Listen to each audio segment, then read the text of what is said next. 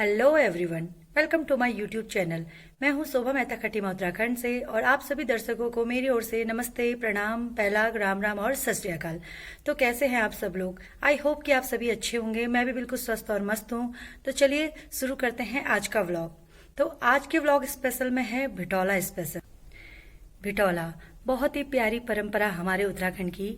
जैसा कि नाम से आपको समझ में आ रहा होगा, उत्तराखंड में चैत माह के शुरू होते ही लड़की के मायके पक्ष से लड़की के लिए नए कपड़े, फ्रूट्स, मिठाइयाँ और उत्तराखंड के लोक व्यंजन जैसे सेल, पूड़ी, हलवा, खीर आदि वगैरह पकाकर लड़की के ससुराल में ले जाया जाता है, जिसे उसे भेंट के रूप में दिया जाता है। तो जिसके कारण इसको भिटौली कहा जाता है।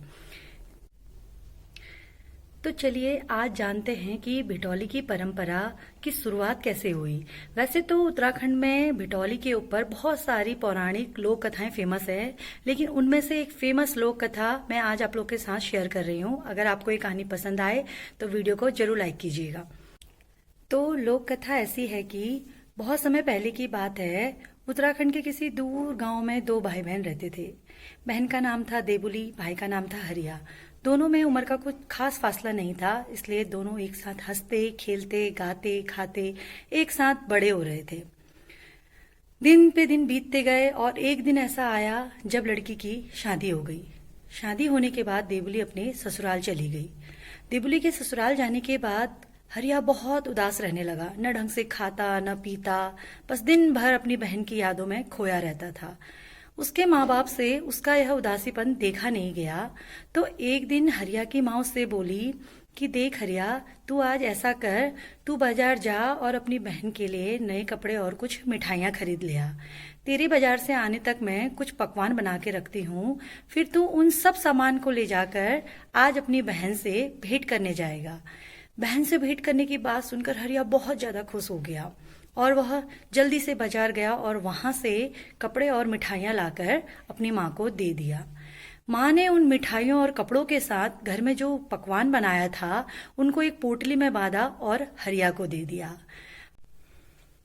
हरिया सारा सामान लेकर अपनी बहन से मिलने के लिए उसके ससुराल की ओर को रवाना हो गया।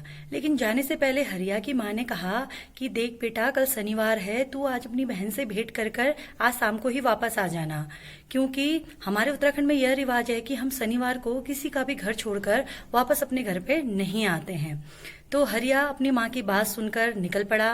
वह उत्तराखंड के नदी, नालों, पहाड़ों को पार करता हुआ अपनी बहन के ससुराल जा पहुंचा। बहन के ससुराल पहुंचने पर उसने देखा कि उसकी बहन दिन भर के काम से थक कर सोई हुई है। तो अत्यधिक प्रेम होने के कारण वह अपनी बहन की नींद खराब नहीं करना चाहता था, तो वह अपनी बहन के पास जाकर बैठ गया। अब हरिया अपनी बहन के नींद से जागने का इंतजार करने लगा, लेकिन काफी देर हो जाने के बाद भी देवुली नहीं उठी और हरिया को उसी शाम को अपने घर के लिए भी रवाना होना था। तो हरिया अपनी बहन को बिना बताए, उससे बिना मिले जो सारा सामान लेकर आया था उसे अपनी बहन के पास रखकर वहां से वापस अपने घर के लिए चल पड़ा। कुछ देर बाद जब देवुली की नींद खुली तो उसने अपने पास सामान की पोटली को पाया। घर वालों से पूछने के बाद उसे पता चला कि उसका भाई उसे मायके से मिलने आया था और वह सोई थी, तो उसने उसे उठाया नहीं और वह उसे बिना मिले ही चला गया।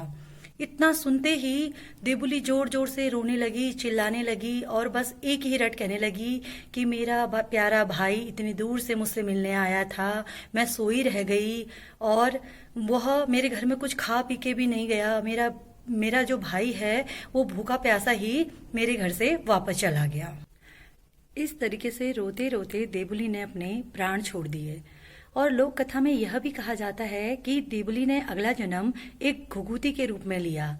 जो घुघुती हमेशा एक ही रट लगाए रहती है, भय भुक्को मैं सीती, भय भुक्को मैं सीती, यानी कि मेरा भाई भूखा रह गया और मैं सोई रह गई। कहा जाता है कि इस घटना के बाद ही उत्तराखंड में हर वर्ष भिटौली की ये परंपरा की शुरुआत हो गई, जिसे भाई बहन के प्यार का प्रतीक माना जाता है। जिस प्रकार से रक्षाबंधन और भाई दूज भाई बहन के प्यार का प्रतीक है, उसी प्रकार हमारे उत्तराखंड में भिटौली भी भाई बहन के प्यार का प्रतीक माना जाता है। लेकिन आजकल के मॉडर्न होते हुए जमाने में हम अपनी भारतीय संस्कृति और पहाड़ी संस्कृति को लगभग भूलते ही चले जा रहे हैं। बिटौली की यह परंपरा केवल उत्तराखंड में ही नहीं बल्कि भारत के अलग अलग राज्यों में अलग अलग नाम से निभाई जाती है।